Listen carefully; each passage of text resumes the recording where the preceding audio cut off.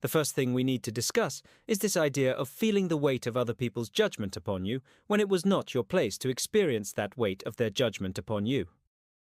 It is their judgment, which means that it comes from them, and it is an expression of their own energy and their own self-judgment that should not be adopted by you necessarily. However, you will find if you have some resonance with this experience, then you will adopt it, and it will encourage you to purge some dense energies in the way of your fire that you may experience as anger, defensiveness, and judgment of yourself. So let's use this as an opportunity for growth, as we always should, and understand that this is a message from your psyche explaining that there are some things that need to be unearthed and moved. And maybe there are some experiences within coordinates of the time-space frequency paradigm that need to be felt and overcome and integrated, this which you call the shadow.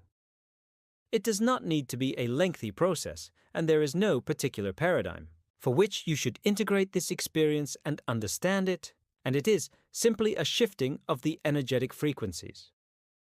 So what's necessary is for you, just embrace what you notice about yourself in this aspect, first to understand it and welcome it into your being, and then, as you know, as soon as you understand, it will begin to change and move as you witness it with your conscious effort.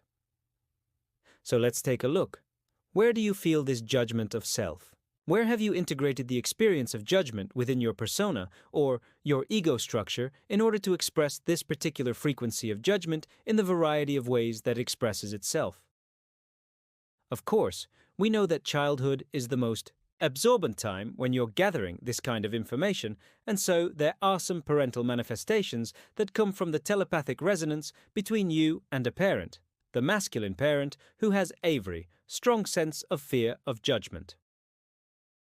You must understand and detach from this sense of judgment, from this parental figure. You have carried this throughout mostly your school years.